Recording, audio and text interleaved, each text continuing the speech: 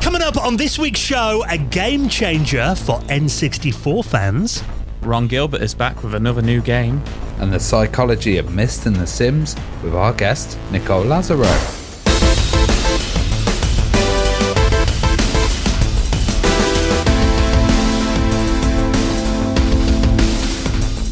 And the Retro Hour podcast is brought to you each and every week with our lovely friends at Bitmap Books. Now, have you seen PC Engine, the box art collection, the brand new collector's edition? Now, this is limited to just 2,000 copies and will never, ever be printed again. So if you want to find out all about that and check out the rest of their retro gaming collection, it's available right now through their website at bitmapbooks.com. Hello and welcome to the Retro Hour podcast, episode number 429, your weekly dose of retro gaming and technology news with me, Dan Wood. Me, Rabbi Abbott. And me, Joe Fox. And very nice to be joining us for the podcast. It comes out every single Friday. That's the thing about this show. We do often have people saying to us, the weekend begins when the Retro Hour drops. The party begins when the Retro Hour drops. We're basically like a Crunchy bar. Remember Thank Crunchy, It's Friday? That's a reference that only people who were around in the 90s in Britain probably remember. TV advert for a chocolate bar. Not good for the international audience. So. There you go. Fridays are all about retro gaming in our world. So great to be joining us for another week. And not retro gaming related, but I've got to ask, since it's been absolutely everywhere this week, anyone see the Northern Lights over the weekend? Nope. We were slept through. Yeah, I slept through the Northern Lights, sadly. I'm glad it wasn't just me. Literally, it's been like a bucket list item for me to see the Northern Lights. I had no idea that was going to be happening on Friday night, but I've been enjoying the pictures that everyone's been sharing, not only all over social media, but plenty in our Discord as well, I saw over the weekend. So thank you very much for that. But of course, getting back on topic, this podcast is all about the history of the video games industry, letting you know what's going on in the wonderful world of retro gaming and technology right now. Of course, there's always new happenings every single week, and new people doing incredible things with classic systems and bringing out new software. We'll talk all about that in a moment. And of course, where the podcast really comes into its own when we welcome on a veteran of the industry to basically tell us their story about the work that they've done. And this week, my word, are we going to cram a lot into our interview with Nicole Lazzaro. Oh, yes. It was amazing getting Nicole on. I've wanted to have her on the podcast since we very started, She's absolutely amazing. So she's worked in the area of player design experience and also like emotions within video games and how we react to them. And you'd think, that's a kind of a very modern thing that games companies are looking at. And she's been doing it since 1992. She was involved with early stuff like the CDI as well. And the kind of early CD-ROM world. And then, of course, went into, consulting for titles like Myst as well, and working with their player experience, but also, of course, The Sims, which is a really interesting title as well, because, you have a lot of emotions with The Sims, a lot of balancing of how they act and how they behave, but also a lot of emotions playing them. Joe, were you ever really cruel to The Sims when you were a kid? I bet he was. I wasn't really cruel. I just played it a lot. I had it on the GameCube. Oh, wow. Enough. Because of I randomly broke my GameCube. It fell off the wardrobe when I was like 15, and my dad gave me the money to go buy a new one, and it came with The Sims 2, and I was like, oh, Sims 2, and I ended up playing it to death. Funny enough, but yeah, I don't remember being cruel. To be honest, I think I just played it as intended. Which is a bit boring. A bit of a crazy kid when I played mine. Yeah, I'd make like fire mazes out of tables and stuff, and see them try to escape or embarrass them in public and stuff. There's got to be some psychological studies that have been done on watching people playing The Sims and how they react. Yeah. I don't know what that means, Ravi, in terms of what you did to The Sims, but God knows. Probably not a good thing. But yeah, incredible games, and obviously a series that continues to this day. I did mention in the interview, there's been over 100 different Sims releases.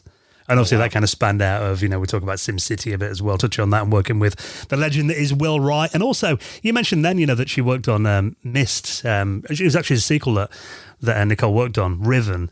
And just what a huge title that was, because Myst, the original Myst was, as we mentioned in the interview, when that came out, the biggest selling video game of all time. Yeah, and it's weird because we mentioned in the interview, it's one of those worlds that sticks in your head. Yeah. And we kind of wondered why. And there's a lot of psychology behind it as well. And, she studied psychology at Stanford, but also she was doing one of the really early research papers on player emotions and how people play and connect to games. So it's great to see that's, a theme throughout all of the work that she's done. And she's still pushing that today as well. So it's an absolutely fascinating interview this week. Yeah, and finding out a bit about kind of what makes us get immersed in a certain game and, what is it that makes you want to keep coming back and experiencing it over and over again. So, like you said, really interesting chat with our special guest, Nicole Lazzaro, coming up on the podcast in around half an hour from now.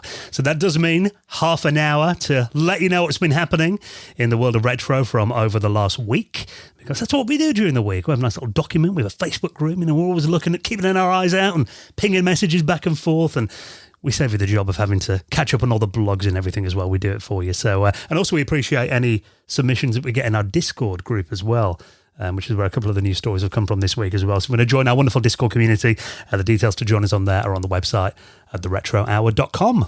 So let's talk about this first of all. Now, I've got to admit my jaw dropped when I watched this video because I did say in the intro to the podcast there, this is a game changer for N64 fans, and a bit of a play on words because in more ways than one, this literally does change N64 games.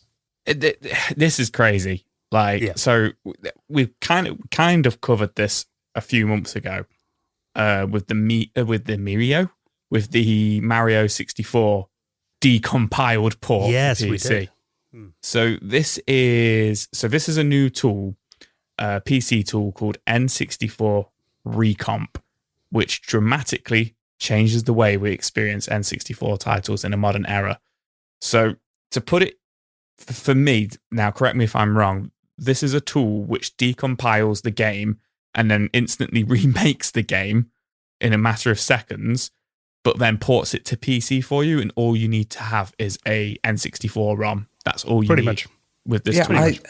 So I think this is, with PC, when you're configuring a lot of games, there's configuration files that you usually need to do. And if anybody used Steam and used old games, sometimes you have to put in launch options and commands to run it in higher resolutions because the original games aren't supported. This is a kind of way of scripting it and modifying it, but also so I've modified GTA before, and there's a thing called Script Hook, which is also like that. So if you put any mods in, they're loaded up as script. It fires in all the mods, the configuration files, all of this, and then kind of outputs it. You have to recompile GTA to add these mods into it. So this is kind of a way of doing it, but it supports something called RT64, which is a ray tracing plugin that's also come out for the PC, and that's using modern APIs, but also means you can do stuff like add this ultra widescreen support. You can increase it into a kind of an N64 that has the hardware, uses the latest hardware capabilities on the PC, and also uses all those original things. You HD texture packs, all sorts of stuff you could add on top of it. So this seems like people have been doing this individually, but this is a tool just to do it wham bam straight away, recompile it, bang it out. And I think that's awesome because it means anybody can do it really, and it's not just people waiting on releases. I can imagine that they'll be able to do this for lots of different titles that come out and soup them up in the PC. Basically, we've seen this before with like PS2 emulators where you have extra modes that you can add in, but I think this is very different because it's recompiling it. Yeah, now there are a couple of takeaways about this story for me. The first one is whenever I've tried N64 emulation on a PC, there's always been some kind of issue like graphical glitches or frame rates being wrong or something's kind of not worked properly. So I think in terms of having recompiled versions that are like native to x86 PCs, because I think this runs on Windows and Linux. But also on the Steam Deck, which is really cool as well. So you can output this to your Steam Deck. That is a PC anyway, isn't it? Yeah, the Steam Deck, I think. Essentially, yeah. Yeah, so obviously it's going to work well on there. But also the fact that it does, like you said, gives that graphical fidelity to N64 titles, which again, famously, if we always talk about it whenever we mention N64, the Vaseline effect, that draw distance, stuff like that. But basically it means that now all you do is you have your N64 ROM, you open this PC tool, N64 Recomp on your PC, you drag and drop the ROM in, and then what it does is it decompiles it, and then recompiles a build that works natively on the PC. Like you said, it can have ray tracing on there, the frame rates are not capped, it can, fill 1080p ultra-wide monitors even as well. So really, it is bringing N64 games seamlessly to the PC at the click of a button. Yeah, and I guess the limit is the hardware that you have on your PC. You need, like, if you want to go high with all the effects, you'll probably need quite a hefty machine. But still, it will run with low latency. It will do all that if everything's, set up correctly. I mean, some people have been nervous that, obviously anything to do with Nintendo, but they're saying, obviously, there's no Nintendo assets in here. You've got to supply your own ROM. So fingers crossed. Yeah, it's just a kind of menu system, really. Yeah. That then says do this, and it's got no source code in there. Yeah, and I think it's incredible as well because I mean, I'll link this video in the show notes as well, and there are side-by-side comparisons. He's showing stuff like Majora's Mask in there as well, and you can really see the difference, can't you, when he's playing these upscaled, basically recompiled PC versions of the games. I mean, someone like you, Joe, who grew up on these games, what was your impression watching the video? So when I first started watching the video, I was like, yeah, it looks pretty good. You got the ultra wide screen and all that. But it was actually when I kind of noticed it was the draw distance that I noticed that looked fantastic. And then also the textures on like the water on the Majora's Mask version. So which is called Zelda 64 Recomp. He's called it. It's by a guy called Wise Guy who's made this. And he's been working on it for the last 2 years, 2 years plus. And Zelda 64 Recomp is kind of like the one he said, look at this, in the video, what I've done, but it works on all these different games as well.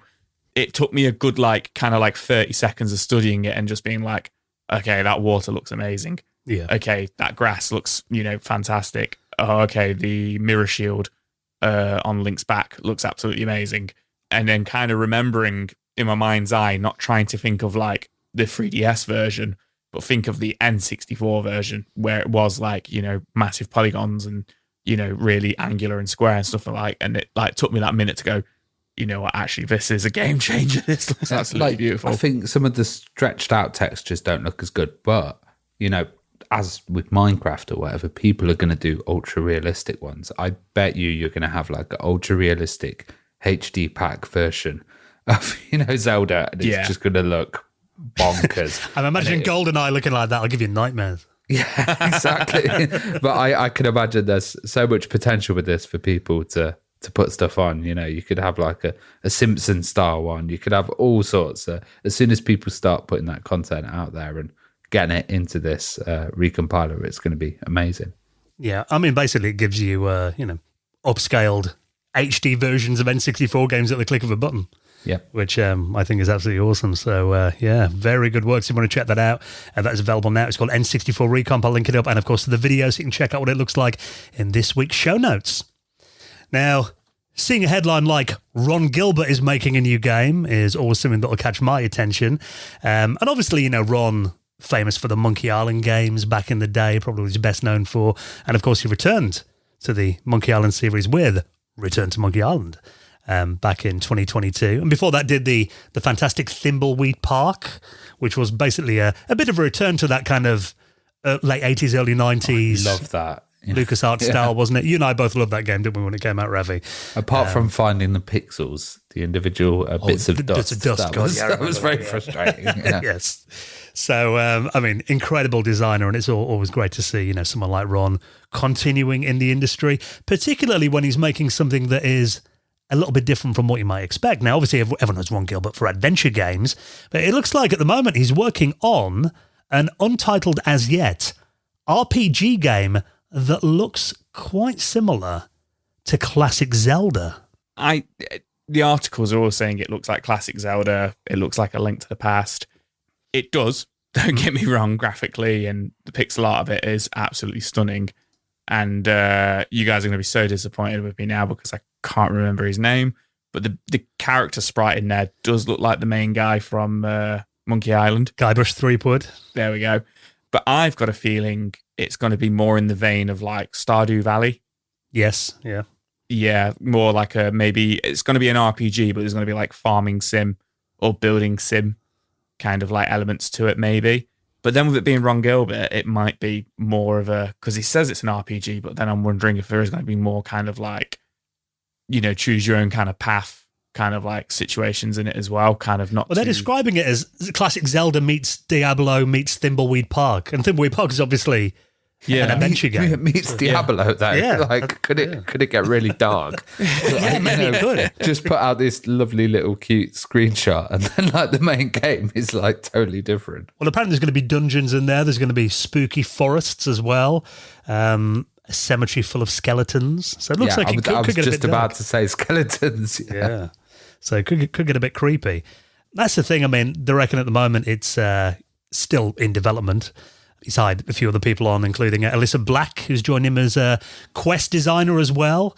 And Ron actually announced on his blog that having her involved ups the chance by 37% that he'll actually get the game finished before he gets bored and disillusioned of it. So fingers crossed it will be out. They reckon a release date should be late this year or maybe early 2025 if it slips a bit as well. But I think it's interesting to see Ron Gilbert making basically an RPG game because, it is definitely something that we wouldn't expect from him. So I've got a feeling, knowing Ron's kind of the humour he likes to put in his games as well, I imagine we'll see quite a few twists in this game. Yeah, well, he likes to do a twist on a classic format. Monkey Islands was the twist on, point and click. So, maybe he's going to approach this in a different way and come up with some innovative and fun stuff that we haven't seen before. Yeah, so I definitely want to get on your wish list. So if you want to check that out, I will link up the progress so far. Just a few screenshots at the moment, but looks really interesting. I'll put that in the show notes too. Now, speaking of games that look very interesting, and I must admit, I did say then having Ron Gilbert involved in an RPG might actually make me want to play it, because RPGs are not really the genre that I normally go for. You guys know I'm a bit more of an adventure game kind of fan, and my arcade games, I love my platformers and my racing games. However, I've been checking out the trailer to this, and this might turn me onto RPGs a bit as well, because I love the atmosphere on this release trailer for a game that just dropped this week, actually, yesterday at the time of recording, called Dread Delusion. This looks great.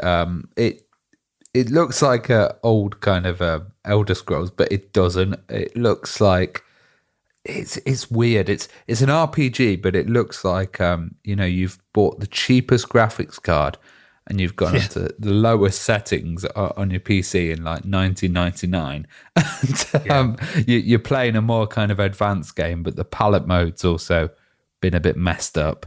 It looks a bit like an N64 game, actually, to me, in some parts. Yeah, it kind of does. Or it looks like, when you get like VGA wrong or something, or there's like a little switch that goes wrong with it. Or it used to be a thing when I'd load Amiga demos and then I'd try and put like hand mode up, or I'd try and put up another title and the palettes had all switched around and it looked a bit odd. Now, This is quite like Morrowind, if you've played that before, one of the older Elder Scrolls games, and it's an RPG.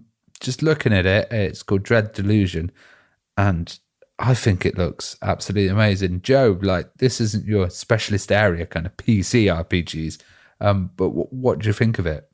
I mean, I played the hell out of Morrowind and Oblivion, but cool. Okay. I was just assuming you weren't a PC pro. Full of surprises. With your GameCube. It does look like it's... The only way I can describe it, and I am ripping this straight from the article, it does look like Morrowind, but if it was made in an alternative dimension. Like, it's a dark steampunk kind of version of Morrowind, because it's very much, fantasy, but then it's quite steampunk as well. Like, there's like weird spider enemies coming at you, but they're made out of train parts. A little bit like Wild Wild West, the film, the Will Smith film, and houses which are built on big massive tank tracks that move around. But then you have your sword and your shield and your magic, and the world is like full of lightning and the sky is blood red, and it does look wicked. But it looks quite scary and surreal as well. Quite a PS1-y, wobbly and stretch graphics, but then that, like, too much stuff on there to be PS1. Like, you know, you usually have a bit more fog. What the PS1 looks like in your mind's memory. To me, it looks like Morrowind on like a terrible, PC for the time. Like, that's what it looks like to me. I like the skies, the purple skies and stuff. Remind me a bit of the skies in like Quake or something. Yeah, or the sewer of slime in Ghostbusters 2. Yes. That's what it reminds me of. But yeah, really, really, really surreal looking game. But does look pretty cool. Came out this week, didn't it? Yeah, it's like £15.50. And, nice. It's on Steam. It seems to be getting some really good reviews as well. And I just saw this and I thought, wow, this is something that's stunning, but also something that's really hard to describe in a podcast because we're talking about the graphics. And, that's the main thing that stood out for me. Yeah, I mean, graphically, to me, it does really appeal. That's probably the main thing that makes me want to play this game. And there is a demo that you can download for free if you want to try it out, about a 15-minute demo. So if you want to get a feel for the game, but like you said, Ravi, for sake of 15 quid, if this is your genre, definitely a no-brainer if you want something new and very retro looking to play this weekend. That's called Dread Delusion. I'll put that in the show notes as well. Now, I don't know if any of us have actually watched the... did you start watching the Fallout TV series, Joe? I did. I watched the whole thing last week. Oh, you wasn't right. Okay, nice. You binged it. Did you binge it in 1 week? In like 3... No, it was about 4 nights. We watched an episode a night. Oh, nice. And then we got to like the last 3-4 episodes and my wife was like, we've got to watch them all because she was on the edge of her seat. So we ended up like staying up and watching the last 4 in a row. But yeah, so we lived up to the hype? Yeah, I mean, I really enjoyed it because I really enjoyed the Fallout games. And my wife really enjoyed it, who'd never even given Fallout a second thought. So yeah, I think the hype is true. Well, it definitely does seem like it's, the year or the couple of years of video games, television adaptations. Obviously, we had The Last of Us as well. That, again, it's like, I need to watch these. I keep thinking, it's Fallout, I think that was my problem then. I thought my missus is not a gamer at all. Would she enjoy it? But I think... Obviously, these are kind of created for a general audience, aren't they, who just like good dramas. So, I'll definitely give that a try because I've seen so much hype about it. But it looks like there's going to be another live-action video game adaptation coming to Amazon, this one, again. And this is one of the biggest video games of all time. Lara Croft is coming to the small screen. I thought she'd already come to the small screen, to be honest. Yeah, I thought that as well. But she hasn't. There was the reboot like film that came out about 4 or 5 years ago, maybe 2018. Yeah, I saw that one. Yeah, I thought it was all right, but it didn't stand out to me. I still prefer the old one. Angelina Jolie. Well, I was going to say Chris Barry. He was my main kind of appeal rimmer. Yeah, Angelina as well. Each to their own, Ravi. We're such nerds.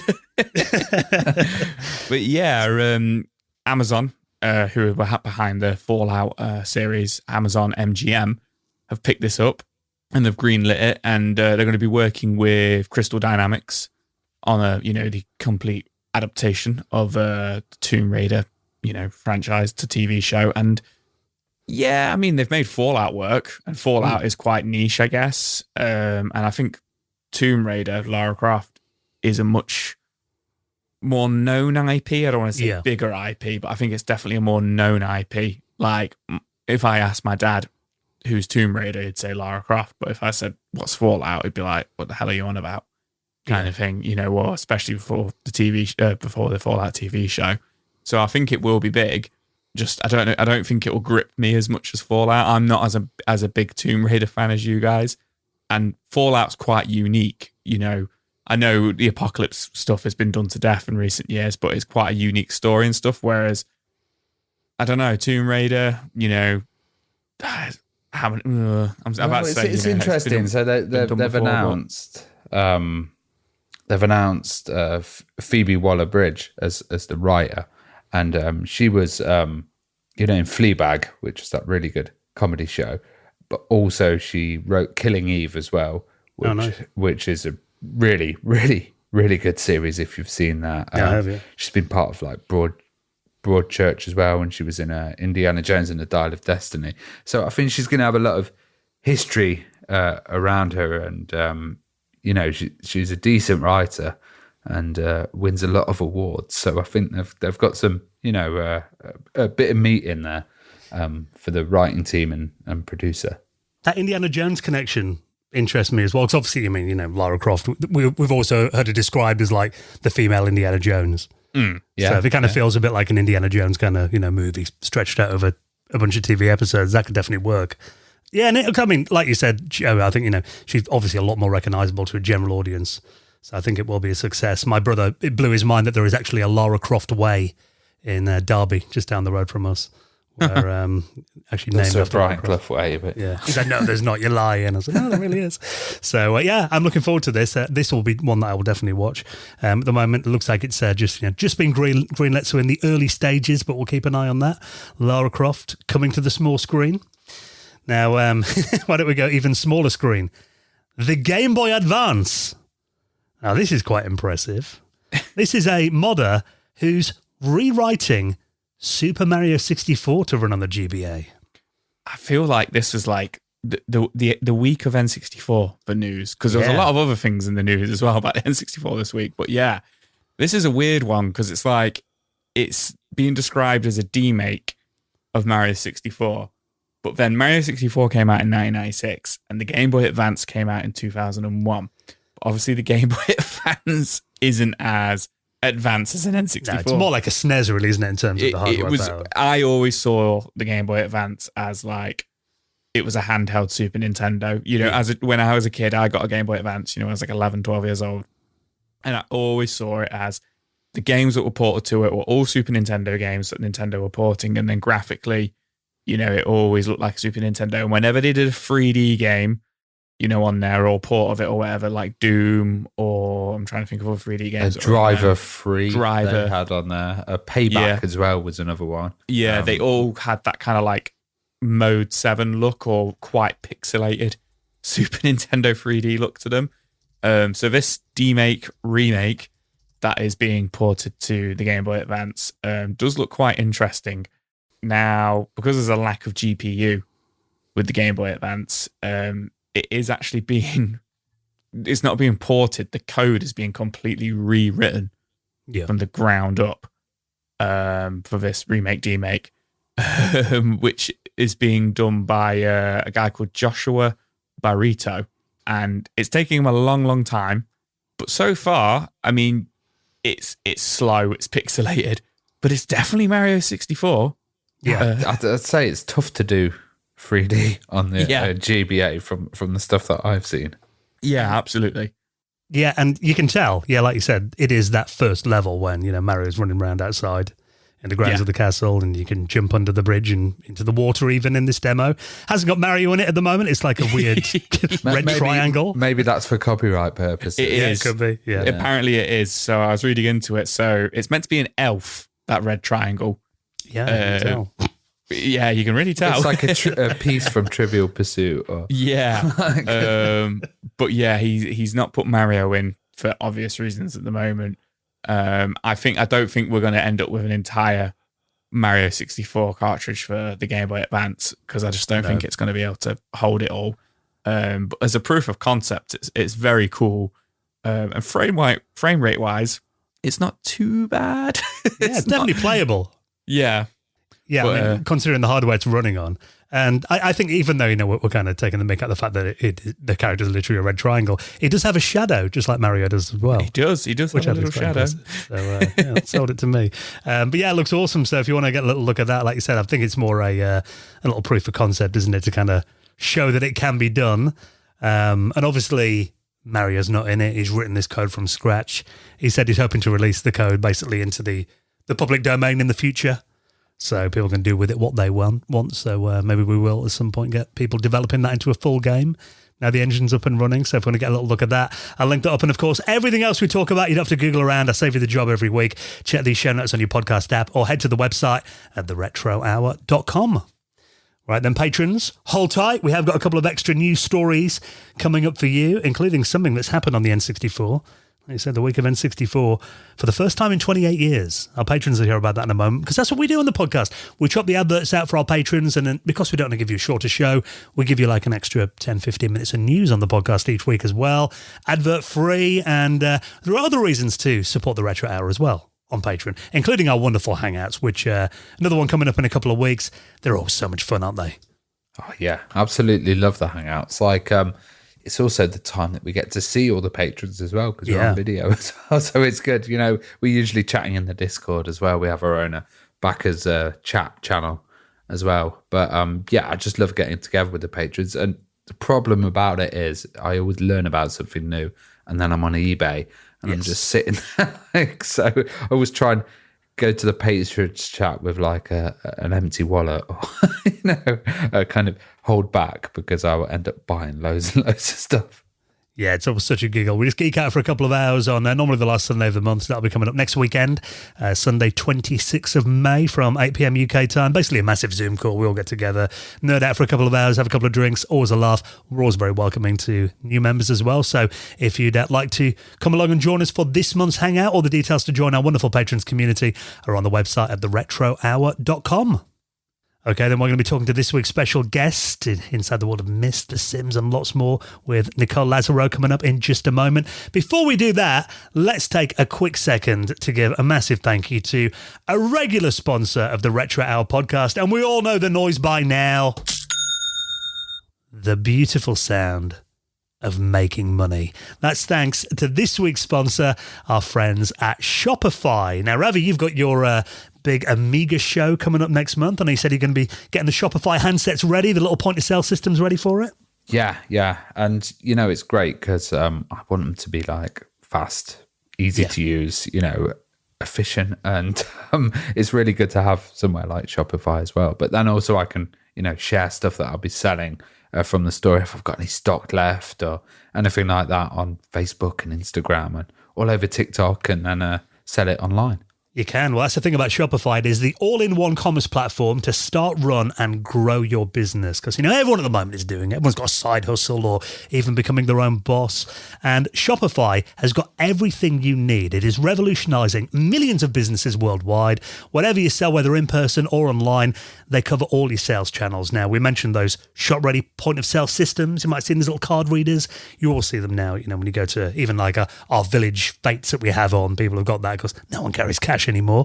And they also do an all-in-one commerce platform as well to sell online, even across your social media channels. So, you know, marketplaces like Facebook, Instagram, TikTok, full of industry-leading tools ready to ignite your growth and give you complete control over your business. The best thing about it is you don't have to learn any new skills. No design, no coding, nothing like that. And they've got an extensive course library and support available as well to support your success every step of the way. So if you sell anything, Shopify will be there to empower you and give you the confidence you need to take your business to the next level. So if you want to get serious about selling, why don't you give Shopify a try today? And we've got you, of course, an incredible offer, like we always do for our sponsors. And use our link. Let them know that we send you. That really helps out the podcast as well. And you can try Shopify for just £1 a month for a trial period. That is a no-brainer. So give it a try right now. Head to this URL, shopify.co.uk/retrohour. That is all lowercase, shopify.co.uk/retrohour. I'll put that in the show notes as well. And get ready to take your business to the next level today and hear a lot of this. So thank you so much for checking out the news this week. A little reminder as well that if you want to help out the podcast, we appreciate not everyone can join us on Patreon, but there is something you can do. It'll only take a couple of seconds. It really helps out the show as well. It gets us in front of new people and feeds that algorithm that is so important. If you do listen on a platform that supports reviews, for example, you know, Apple Podcasts or Spotify, we'd appreciate a little 5-star review, nice little rating as well. Take a couple of seconds and really helps us get in front of new people. So any of those we get, we hugely appreciate those. And keep it here, going inside the psychology of classics like Myst and, of course, The Sims with our special guest, Nicole Lazzaro, next on the Retro Hour podcast. You're listening to the Retro Hour podcast, and we're here today with Nicole Lazzaro, and she's from Zeo Designs, and this is an absolutely amazing little company. It's consulting for video games and helping them talk about emotions and working with such great games as The Sims, Myst, and Dynadash as well. So there's a great history there of, you know, computer games and emotion. Nicole was doing a lot of research when people weren't really looking at how emotions connected with video games. So I was wondering how you're doing, Nicole. Oh, I'm doing wonderful. It's a thrill to be here. Well, we have a question that we always ask our guests, and that was, what was your first gaming experience? You know, the first time you were kind of captured by a video game. The very first game I ever played, and I stayed up almost all night playing, was Pong, the original Pong console on a TV. We had a big slumber party, and like families got together in those days, and we had this huge slumber party, like with multiple generations and families, you know, all like crashing on one person's house, and they had Pong, and so I was in this papasan chair the whole night playing Pong, and my heart was captured. It was like, wow, this is so cool. This is so cool. Even today, Pong's one of those just one more go, I can beat you this time kind of games, isn't it? So I bet that was I realized that. And then like, oh yeah, if you don't move your head, your neck gets kind of sore. I realized that too. So yeah, and I was like, okay, I like this, but I'm going to have to be careful. Yeah. Well, I also heard that you played a Colossal Cave Adventure on shared computers as well. I mean, So was that one of your first experiences of like, you know, immersion? Because obviously that built up like a big virtual world, didn't it, Colossal Cave Adventure? It really did. So I was an arcade, like a video game arcade rat, you know, in high school. So I was playing, you know, some of my favorites were Star Wars, of course, and that Star Wars X-Wing, which was all vector graphics, and the Tempest, also vector graphics, and Burger Time and Q*bert and Joust and like all fun stuff. But yeah, when I went to Stanford, they had the LOTS, low overhead time sharing system, and it was a computer, you know, big rack of computers, whole room with like the reel-to-reel tapes in them, big fat reel-to-reel tapes. And yeah, Adventure was playing. We called it Adventure, and yeah, I would. Again, it was like, okay, you can stay up all night playing this. And it was really fun. It was really fun because you just had that little beep, beep, beep, and you would, you know, little cursor on the screen, and you would type it in. And it was a version that had that had graphics in it as well. So it was all made out of these mazes with ASCII characters. So you could move your little character around. And I think it was the one with the dragon too, but it was quite some time ago. Well, at Stanford, you studied psychology as well, and then later kind of got into film. But what drew you to psychology originally? Well, it was the lack of required courses or the number of electives you could take. I wanted to do a special major in the psychology of filmmaking, which didn't go over well, so I couldn't do that. But and I wanted to do computer science, but there was no computer science degree at the time. If you can believe it, at that time, we were so early, it was considered a vocational, you know, too vocational for Stanford. They obviously have a different opinion now. But so I could major in math or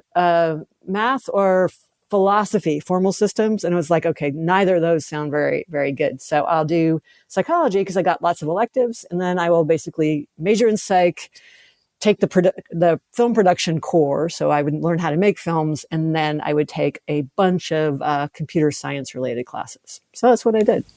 Were there any like directors or films that stood out to you particularly, and you know, really influenced you? Oh well, yeah. I mean, film in the 80s. It was obviously Star, you know, the you know, kind of George Lucas and Star Wars, and Steven Spielberg with Close Encounters.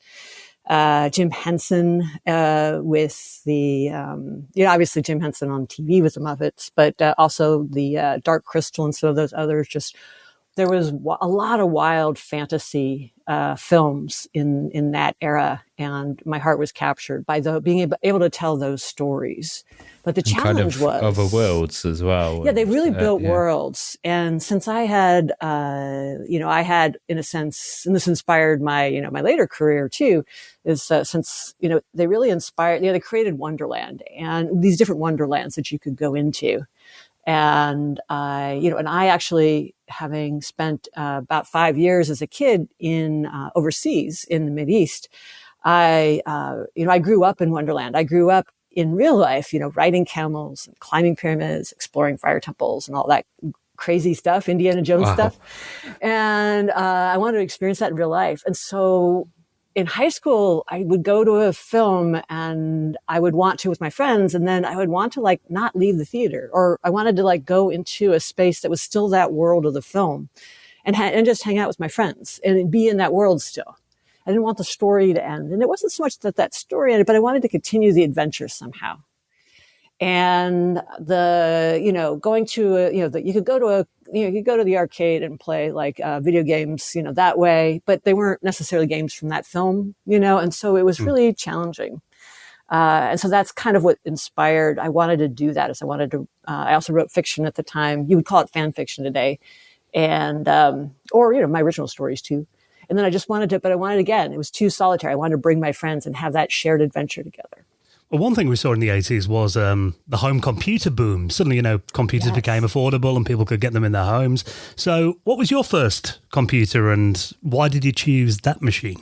Oh, that's awesome. Yeah. So we in high school, we were, pretty humble beginnings. So we weren't able to afford a computer of our own. So I had friends, though, that had them. And I just loved watching them like program with like on a cassette tape. A friend of mine, Erin, she had one of those.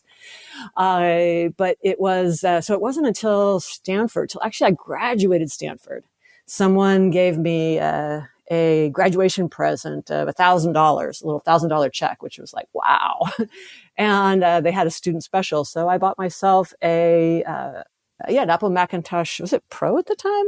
Right. I keep thinking about but it was like, it didn't have a hard drive. It had a little floppy disk. And another relative gave me $300 and that covered the tax. So I didn't even have a printer or a hard drive.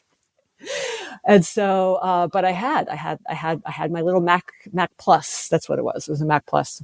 And I bought a book by Danny Goodman called Hypertalk, I believe. And I taught myself how to program in Hypertalk on paper and pencil, right, actually, because I didn't have a hard drive. And, the HyperCard was a full disk, floppy disk. And so your code would have to live on one floppy disk and the operating system, the HyperCard would have to live on the other. And you have to swap a lot.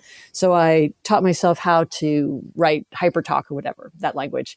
And I built myself some little experiences, a little game. My first one was a computer game that taught math.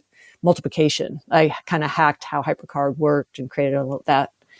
And at the time we had like the folks at Cyan were creating the caves of Dr. Pseudo and Spelunk, I guess. Their early games. And so I was playing those and got super inspired. HyperCard is very flexible, though, wasn't it? Because I know even obviously we'll get onto Myst, but that was made in HyperCard as well on the Mac. Mm-hmm. Yeah, HyperCard was really cool because obviously I had learned already. I had learned some basic and some unit Fortran. I'm kind of, but definitely C. And but HyperTalk was, kind of a lot simpler. But you could use a lot of the constructs, from these other languages, such as arrays, and even though and then implement those in this more English style language. And it did. And then I did in order to get animation, I would operate the editing tool. So you would just take the box marquee tool. I would copy the object and then multiply it. So if it was like 3 times 4 or something like that, then I would take, a little shoe and I would copy it and then paste it 4 times or whatever, or 12 times. Just kind of hacking the operating system. But it was great because that HyperCard was it was really sad when, I think it's Dan Buttons, is the guy who wrote it. He did, when they discontinued it, because it was such a great prototyping tool, because you could just whip out really interactive storyboards super fast. You can kind of do that in PowerPoint today, but it's just really not the same. It's not ideal. It doesn't have as robust a scripting language as HyperCard did. Well, when did you realize that, computers could create interactive film-like experiences, but then trigger emotions in a different way to films? I think that emotionally it had to have been X-Wing, playing it in the arcade. Again, vector graphics, but because they had the voice actors from the film. This is Red 5 going in, and, the Force is strong with this one, for Vader's voice. That, put me in the world of film, even though I was only seeing lines on the screen. And so that's when I realized, and it was interactive. So that's where I could role play, in a sense, pieces of the film and relive those moments a bit, and then have some agency of what I did. So that's kind of the first one on just like a pure emotional going back into it. The other one was an interactive video disc, laser disc game called, I think it was called Dungeon Quest. Is that right? Or maybe Dragon's Lair? Dragon's Lair, yes. Yeah. Well, that was an interesting one. And I was kind of wondering, like, even before that, did you follow any like early experimentation with like interactive movies or stuff in cinemas? I don't think at the time I was in, we were in St. Louis, Missouri. So I didn't have a place that showed like interactive fiction where you could like, turn a dial and, choose a different ending or do voting.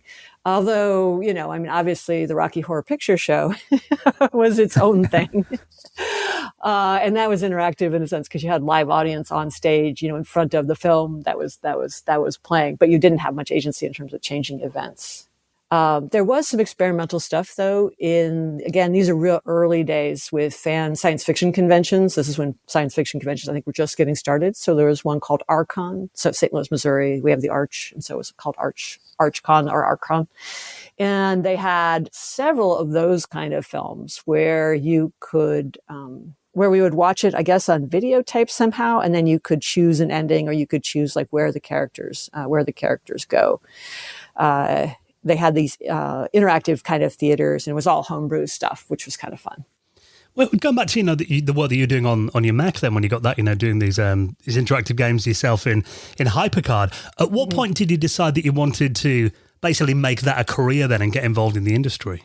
Well, I think that it happened actually right before I got my Mac and HyperCard. I worked at Stanford. My work study was with the SITN, the Stanford Instructional Television Network.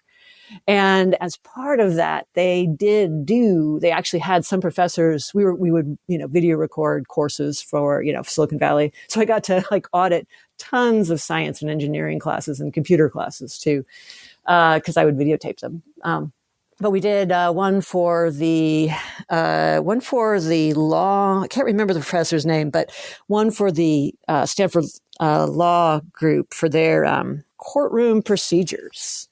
So it was an interactive drama about objections. So it was a mock trial, and then it would play, and then you would hit the button when you think, as a lawyer, whatever, oh, I should object here. So you could say objection to anything. And then depending on what it was, the judge would, abstain or allow you to object. And I thought I was hooked. Then I was hooked because it was like, this is interactive film. And that was much better than just linear film, because again, you felt much more like you were actually going to be there. And much more like Dragon's Lair, that I've been playing in the arcades for hours and hours and hours. So tell us about forming Zeo Design then. Where did the idea come from, and how did you go about getting the company up and running and getting your first contract? Oh, awesome. Yeah. So I graduated Stanford, and then I had an opportunity to go to New York. Well, I graduated Stanford, and that summer I was an associate producer on Phil Zimbardo's, the psychologist, his Discovering Psychology series, non-interactive. And so I was definitely like, okay, I want to do more interactive stuff. So I went to New York for a year about 2 years, and volunteered for the IICS, which is the International Interactive Telecommunications Society.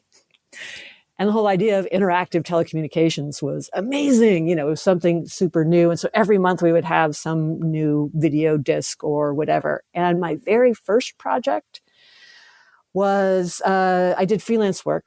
And my very first project was, before there was CD-ROM, Pioneer had a standard called CDI, Compact Disc Interactive. Yes. And that was my first project. I did a magic, I helped produce, I was a producer, helped with the design a bit. I was prototyping HyperCard, and I helped with, how do you do magic? So it was a magic, how do you do magic, kind of instructional, thing. So that was kind of my very first project. And then I went on to work on things like interactive discs and museum exhibits. So like the lobby of of National Geographic had this enormous globe. And so I worked with a company that did that. And I helped with some of the AV, the audio visuals. And you could choose where in the world to go with some buttons on these big consoles. And then the physical globe would rotate. There would be a light would come on to where you're going, and then the panels all around you would highlight different clips of video.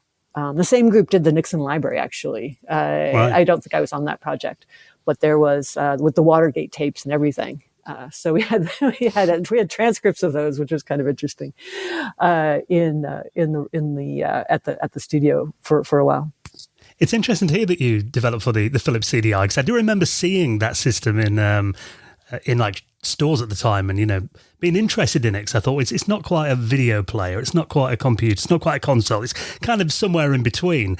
And I remember there's a lot of stuff like interactive encyclopedias, yes, that kind of multimedia craze in the early 90s. And I remember Commodore had the CD-TV as well. That was a similar machine, and they really thought that market was going to emerge, didn't they? That kind of living room multimedia box. I mean, what did you think of it as a concept? Oh, definitely. Yeah, that was the early, CDI was really when it was starting to become the multimedia kind of concept was sort of building up. There was a interactive Smithsonian, interactive Sesame Street on CDI, and we were trying to think out how could you interact? Like what would eventually, buttons, right? Because GUIs were just getting started, graphical user interfaces for computers. Well, what would that mean when you're pointing and clicking on media, and get, go those kinds of experiences? So yeah, it was, super early days for that. And there were tons of interactive books. And so you would see a book. It was just like, we go through this actually with every media. It's like you have this, you start with the media that It's like, okay, we know what a book does. And then you interact with it by turning the page. So there are tons of, Broderbund had a whole series. This was in CD-ROM days, of the Living Book series. So, Just Grandma and Me was a really popular one that I loved. But it had all you would do is you would click and you would turn the page, and then you would get another set of animations, and then you would tap on all the different, the starfish on the beach, and it would dance or something. Click on the words would pronounce. You had encyclopedias where you could underline, you could hypertext, Ted Nelson, that whole thing was kind of going on. But for me as a designer, what I really wanted to do was innovate. I wanted to create what is this? I wanted to explore as an artist. What is this new language? What could we do that's new and different? So I would often give myself on my project rules. Like when I moved back to California from New York, I had a stint at City Chemical Bank, and where I created, I rewired their, or re-architected their customer information, kind of a pre-ATM kind of thing. It's like, okay, I don't want to go into Wall Street. I want to go back to entertainment. So I came back here, and I said, yeah, I worked with a company, and it's like, I just could see that I was going to be kind of limited because I could see so much further. But we did a bunch of stuff for a bunch of CD-ROM kind of things for nutrition, smoking cessation. I did one for AIDS prevention, how to teach AIDS prevention for people with MR, with mental difficulties. And, and so we'd say okay, yeah, so there's no arrow. We don't have arrows. We don't have buttons. We don't have turn the page. What can we do? So we would create these little interactive worlds. After about a year at this company, I realized that, again, I was I wanted to do more. I wanted to start my own company and, make my own games and do a lot more stuff. So, that's when I founded Zeo Design. I founded it as Onyx Productions. That's the first name for the company. But then eventually, Zeo Design. And I really wanted to, I didn't phrase it this way, but I really wanted to use this stuff, use interactive media for good. Right. I really wanted to, what became our mission statement, I really wanted to unlock human potential through play. We did an Encyclopedia Britannica. I think that was our first contract gig as Zeo. And then we went heavily into Mindscape and Broderbund and Learning Company, and did a whole bunch of that interactive, CD-ROM educational content those educational games, that was amazing. That was really, really, that was really, really fun. Everything from Carmen Sandiego to Rita Rabbit, to Mavis Beacon teaches typing. Well, I was wondering as well, like, when did the kind of psychology start to get involved with it as well? Because I know you did a bit of research and study on players' emotions when people weren't really kind of doing that. And how do you think games kind of changed when you initially had that kind of single player experience, and then suddenly you had that co-op, people sitting there on the same couch and everybody playing the same game at the same time?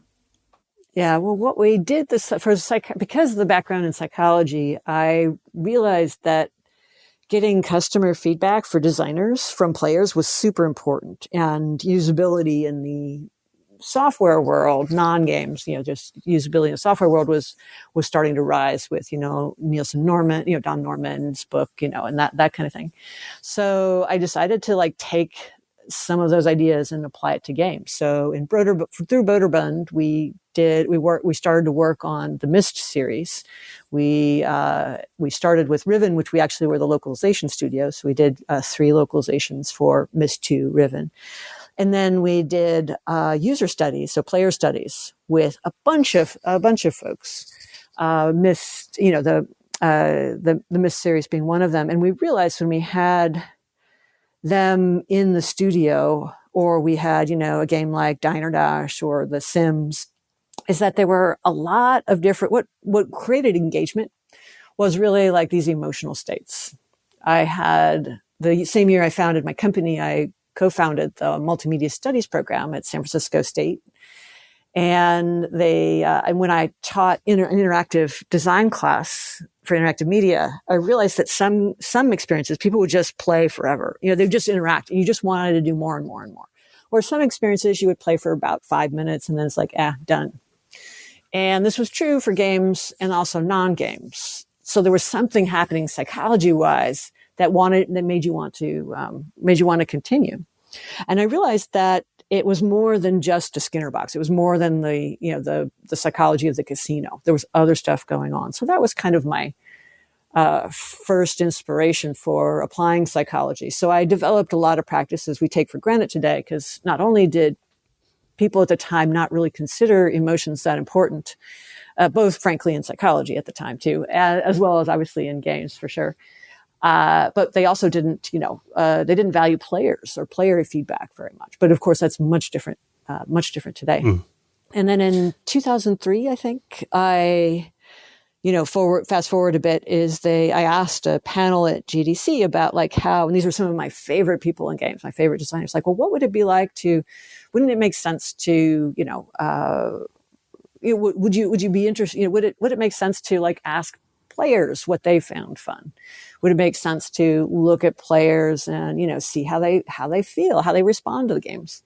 And these titans of the industry who are amazing designers, and they just do it intuitively. They don't have to use a formula or, any other sort of framework. But they said, no. And then once one of them said oh, well, no, the only 3 emotions, the games do 3 emotions, if anything else: the thrill of victory, the agony of defeat, and the feeling of, maybe they can make you cry. That was a big EA campaign in early games, that games can make you cry. And so I realized, I just thanked them, and, it was very polite. And then I just, was kind of fuming inside. It's like, okay, I'm going to come back next year and prove you're wrong. Because I had seen, you put your hand on a Myst book in Myst, right? And I had heard players, talk about the tickle, the electrical feeling up their arm, come up their arm from their hand and up the back of their neck. And that's a classic signal for wonder. So that's a very complex emotion. That's not just, the 3 emotions.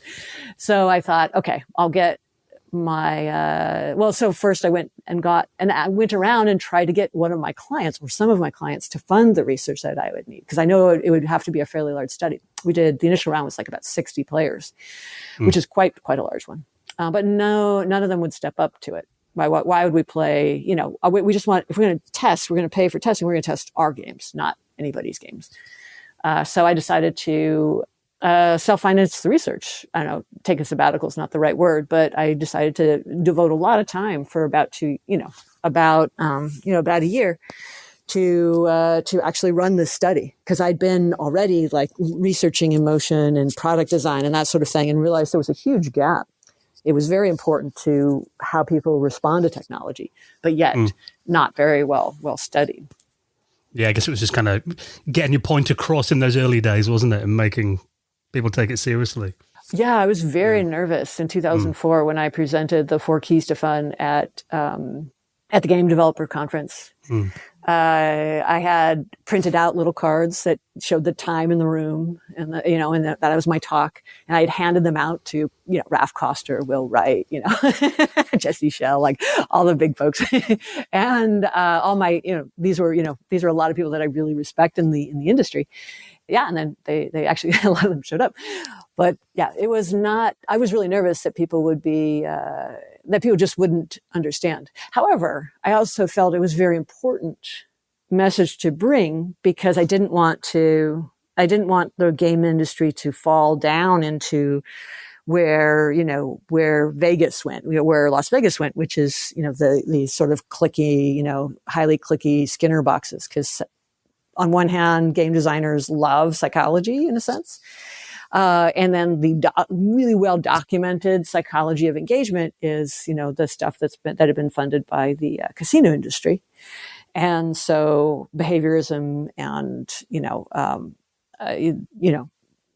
Skinner and Pavlov and stuff like that, they've all, those different branches of psychology was well researched and applies to any kind of interactive media, but there was so much more. And so I thought, well, what could one person do, one small studio do that could be the fulcrum to like turn the mothership?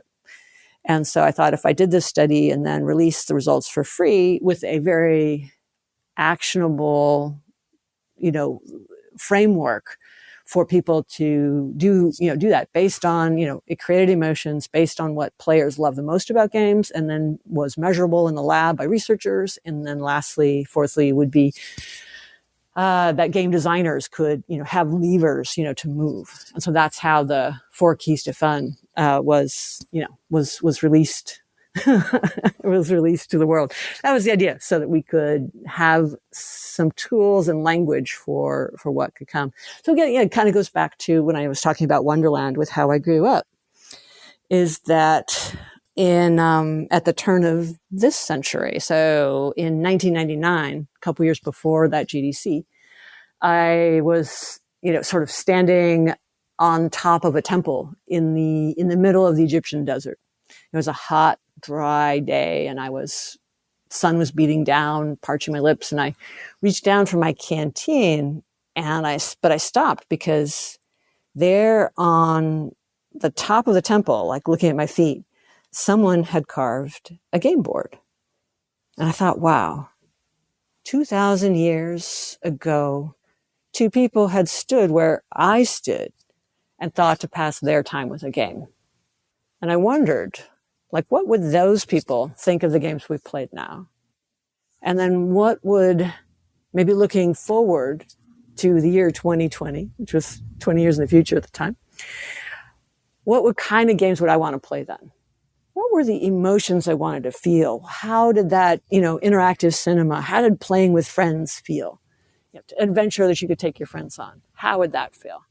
And I realized as I walked back to my boat on the Nile that everything that we knew about games was going to change, would have to change to get those experiences I wanted to feel. We didn't even have the tools or the language to describe these kinds of experiences, these kinds of emotions. And so that moment is really, where I, sort of committed to, make that my life's work of really understanding the role of emotions coming from gameplay. Well, a couple of minutes ago, you did touch on Myst, which obviously, in the early 90s, the amount of people that bought new computers and new CD-ROM drives specifically to play that game. Exactly. It was like the first massive CD-ROM title, really, and it offered, a whole new type of world. So tell us about your work on Myst, and what do you think works so well on that game? Why was it such a revolution? So Myst came out I founded my company in 1992, and I think Myst came out in 92, 93 sort of time frame. And we had, and it was one of the games because I knew that there were emotions. I knew you could watch someone play Myst and you could see in this moment, they're going to click on that. And when they click on that, they're going to feel this. Chances are, you can't predict exactly, but chances are they're going to feel surprised. They're going to feel wonder. They're going to feel scared. You can really see that very predictably. And at the time we were working again with Broderbund. So I had worked on, we were doing demos. So we made demo versions of Carmen Sandiego, demo versions of, these different titles, and Myst, was amazing. We did some marketing, I made a background for, the Myst trailer in their Photoshop and stuff like that. So that went out on Myst 1. And then it was definitely that moment when I had played it, after release. When I first played Myst, it was, I spent all weekend on it, probably weekend plus on it. And then I was driving into work, and I was up on the freeway and I just realized, wait, it was Monday morning. It's I want to go back. I was wait, where do you want to go back to? You weren't on vacation, but I felt like I'd been someplace else. Right. And so that was the real, much more deep than playing adventure, a text adventure, on Stanford lots. This was a much deeper adventure. So we had the privilege to work on Riven.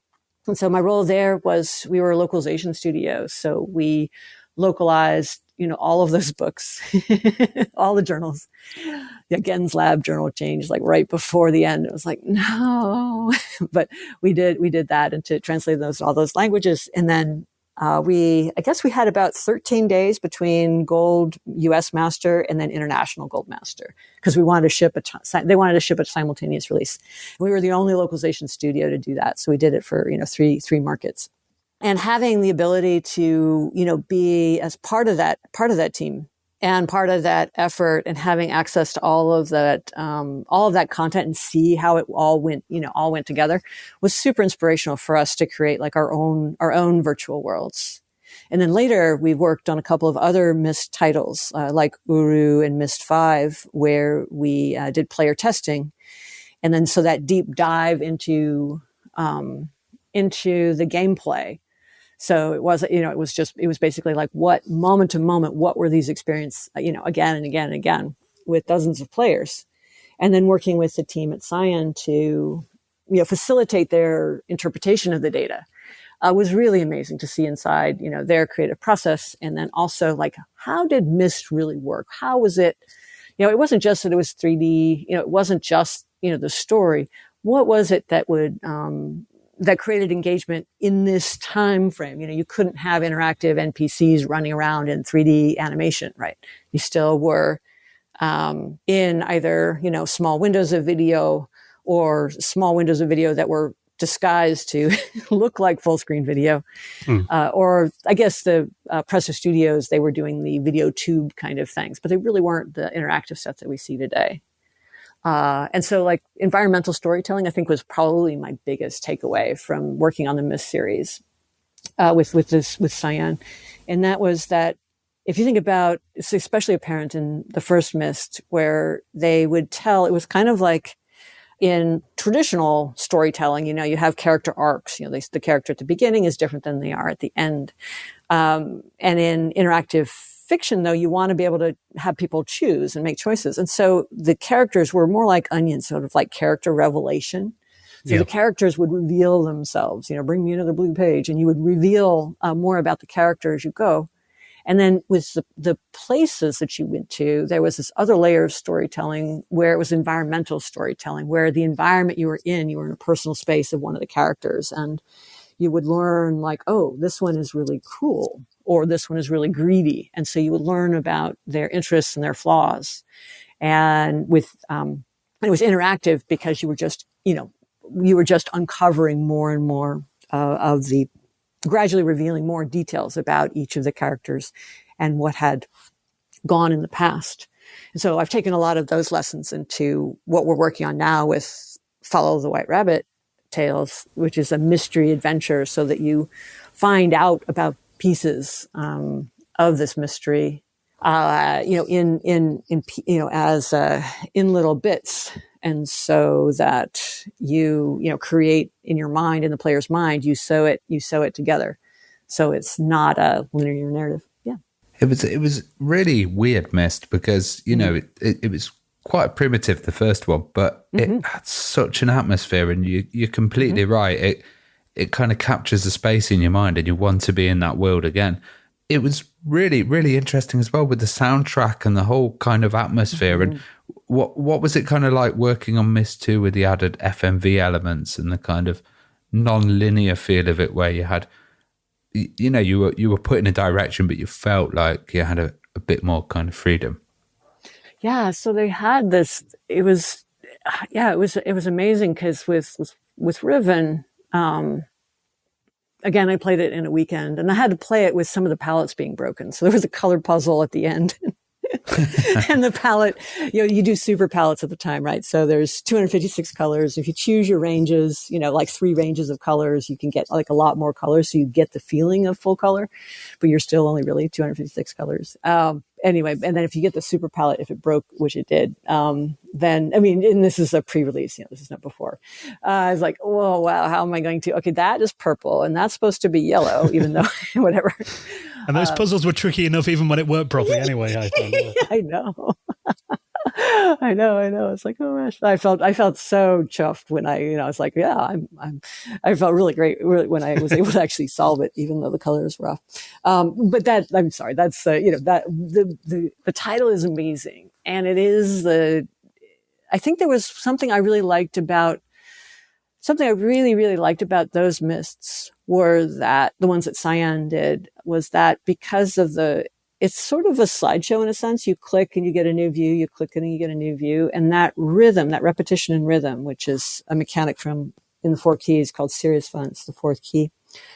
It puts you into this hypnotic kind of space. You're clicking and moving forward. And you had full motion video at parts, right?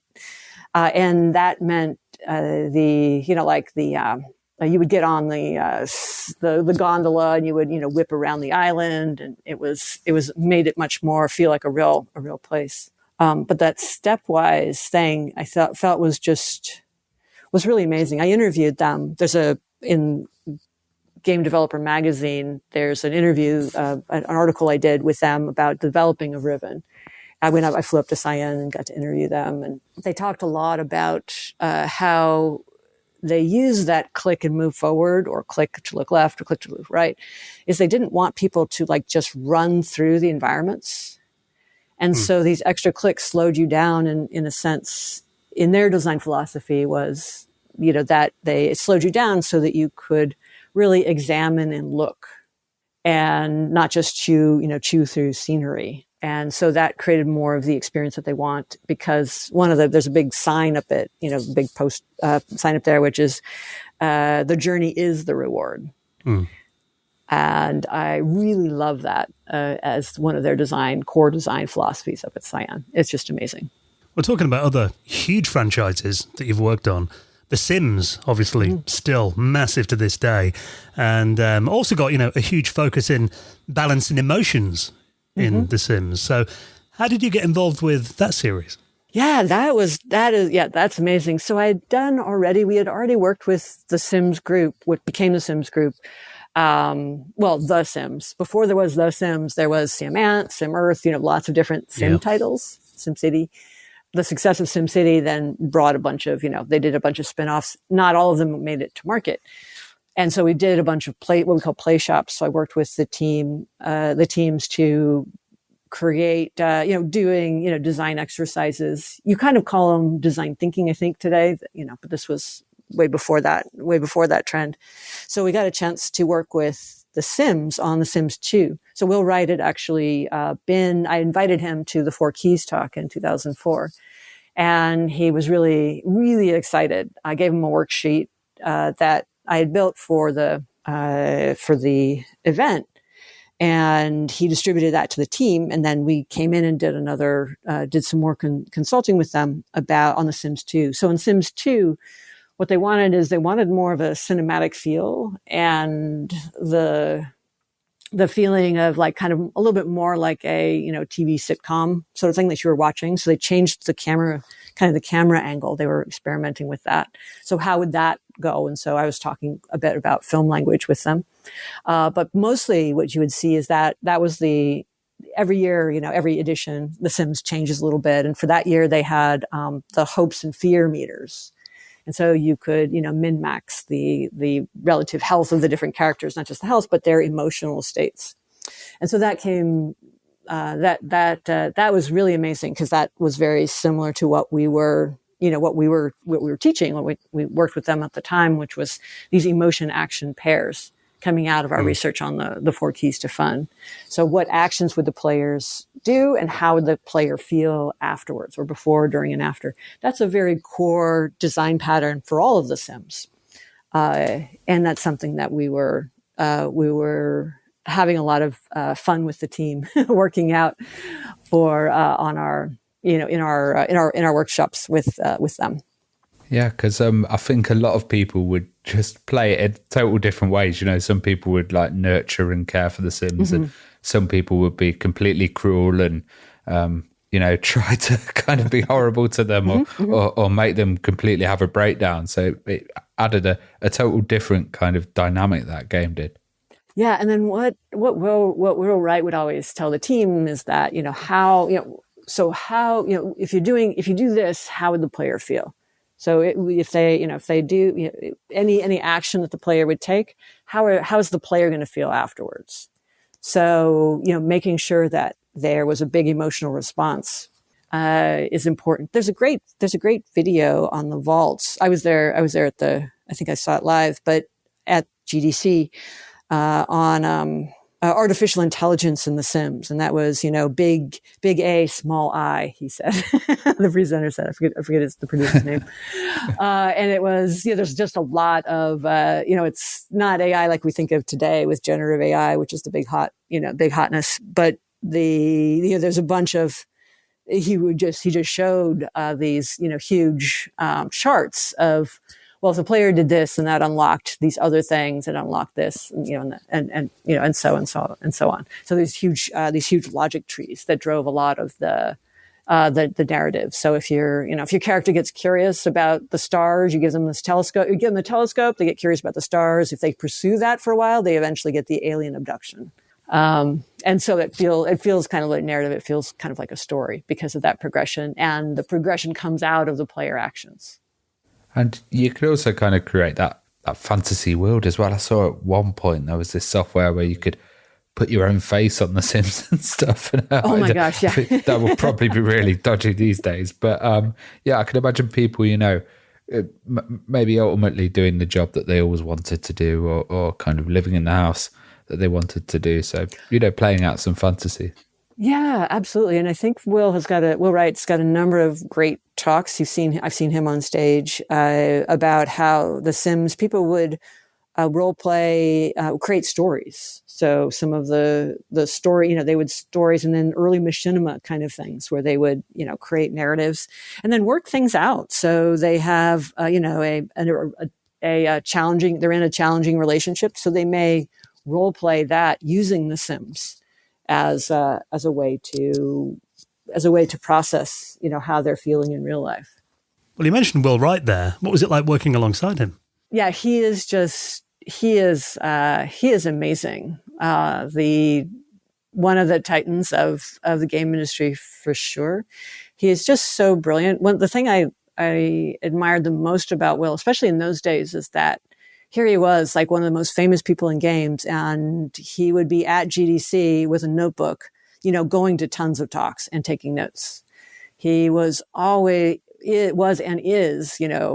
always super, he's always researching. He's always like getting new ideas. And I'm very fascinated to see he's got an AI, as far as I know, he's got this new AI game that they're working on still called Proxy, which looks really fascinating, where they're using AI to, he would describe it better, but where they're using AI to create, again, it's kind of this, you can create your own narratives or relationships with, with this with this AI. Yeah, it's going to be really amazing when they are able to tell more about it. Well, I was looking just now, and it turns out there's been 112 Sims games released, which is like, that's got to be like a record for the most amount of games in a franchise, I'm sure. Well, what people don't realize is that, like a lot of people will say like, oh, Myst, yeah, that was a pretty, but it's, but not very significant in the history of like all games, right? Yeah. What people don't realize is that Myst on CD-ROM, one of the very first successful CD-ROMs, was so successful that it was the best-selling game of all time. Yeah. Myst was. And it was the best-selling game of all time until another game took it out of first place. And that game was The Sims. A lot of people that like other kinds of games don't like to to realize that. But yeah, it's because both of those games, they really address a mass market, right? They really, you don't have to like war and combat. There is a lot of men, a lot of women all playing, and so it's a much bigger pool for people to play games. Do you think that's why it's lasted so long? So, I mean, I know people that play The Sims and don't really play other video games. Yeah, exactly. Yeah. I think it's that they have expansion packs, so they've done really good job of keeping the content, fresh. When The Sims launched, again, Will Wright talking to you can see it up on the Vault GC. We talked about this pyramid where when The Sims launched, 70% of the content for The Sims, I think, was generated by players. So it was the first kind of UGC play in a game. And so at the base was the, people who played the game of this pyramid. And then above that was a tier of people making content for The Sims. And then above that were the shops they couldn't sell them, but they were the distributors for the content for The Sims. And so they had, they really led the UGC wave. Expansion packs were done. We worked on a couple of other. We had Cosmopolitan Virtual Makeover is another one. So other games, had done it, but they really mastered it. Plus, don't call it a dollhouse, but it's based on a very, very, very popular, very commonplace style. Yeah, I'd never thought of that before, but now you mention it, yeah. Yeah. I always thought of them a bit like Tamagotchis, kind of virtual pets that you have to keep. Oh, yeah. But now they've got ambitions and stuff, and they're a lot more advanced. Right. Well, there is that Tamagotchi thing too. There is that, but because it's people and, interactions, there are, again, like Barbie, kind of like Barbie has expansion packs, right? The physical doll, Barbie and G.I. Joe, they've got, or Legos, they have different fantasies that you can take. So I think that's really, that's really helped. And the franchise has been led and directed by a number of very, very smart people to kind of keep it going. Well, and again, it comes down to like you do something and you feel.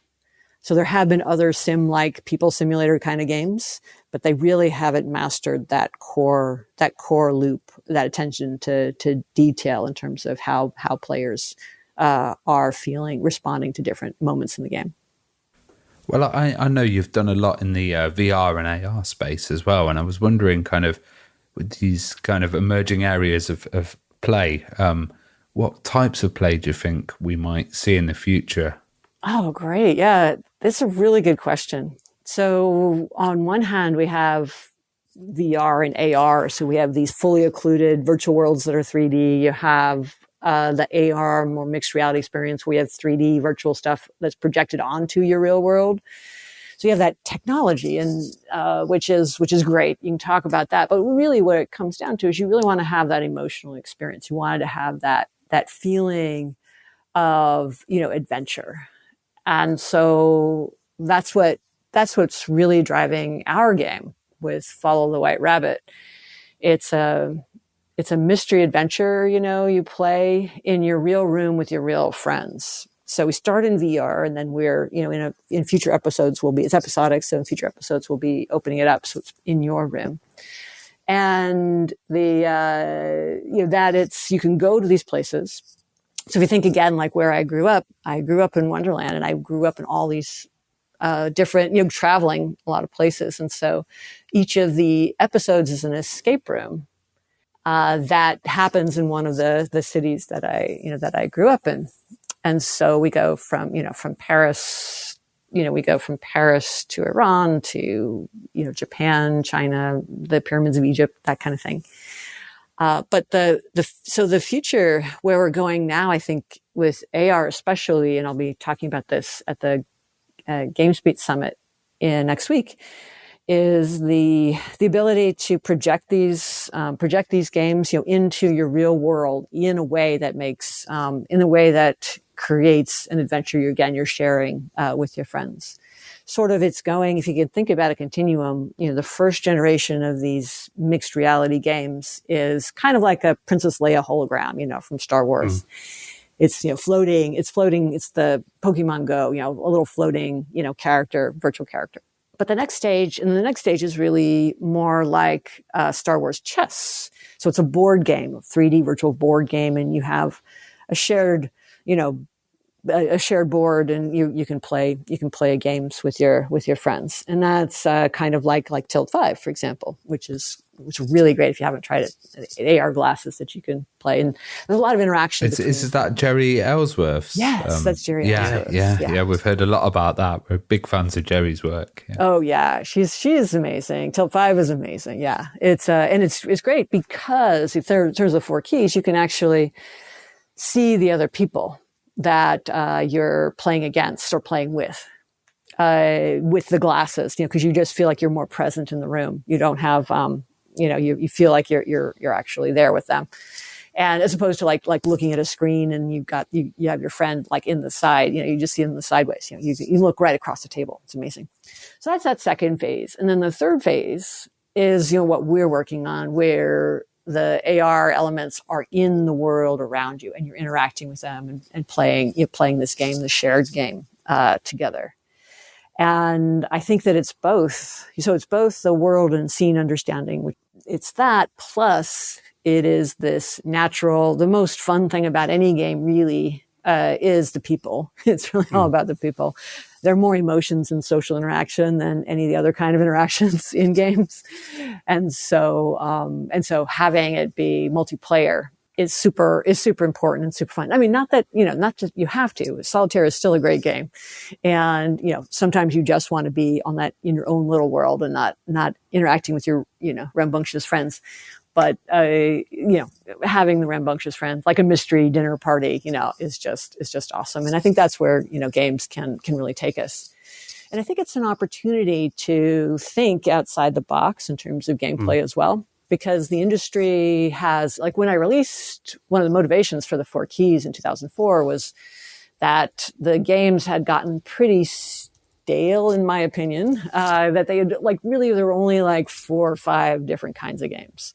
It was like going to the toy store, and there's only Hot Wheels, for racing games, and cowboys and Indian games, and maybe Dungeons and Dragons, maybe the Dollhouse for the Sims, but there was only these kinds of games. And so I wanted the 4 keys to break out into different types of games. And so I'm hoping with, VR, XR, whatever R you want to talk about it, is that we'll have the ability to make new kinds of genres, new kinds of games. Everything simple, from simple things like Black Box, which is out on the Apple Vision Pro, to something that are, things that are more complicated and interested and interesting, and not just a bunch of, the shooting games are fine, but let's, Doom was a great game. Castle Wolfenstein is an awesome game. Still is, yeah. Yeah, it still is, right? But there are other things to do. We play in so many other kinds of ways.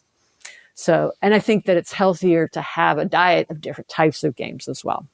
Well, I was about to say we've come a long way from Myst, but then I remembered I was actually playing Myst on the Oculus Quest 2, the VR version of it. And it worked quite well in virtual reality, actually. It did. I had a moment. Yeah, when I played it, I the Imager Room by the docks is one of my favorite locations in the game. and the sound and, everything is just great. And I just had a moment. It's like, wow, I had to sit down. I sat down on the floor in my living room and just like started to tear up. It was like, oh my gosh, we're actually here, right? I felt actually there, right? And yeah, it's beautiful. It's just beautiful. And then Riven now is getting remastered. There's like video. Yeah, I'm seeing little trailers. It's like, oh my gosh, Riven's coming. Yeah, a higher version of Riven, higher resolution version of Riven, which would be awesome. Oh, fantastic. Well, Nicole, it's been incredible to talk to you and hear some of your memories and also your thoughts as well on where the industry is going. It's been a fascinating chat. So thank you so much for coming on and being our guest this week. Oh, it's been a pleasure to spend some time with you and trip down memory lane. My goodness, those early days. I haven't gone there in a long time. So thank you so much for the opportunity.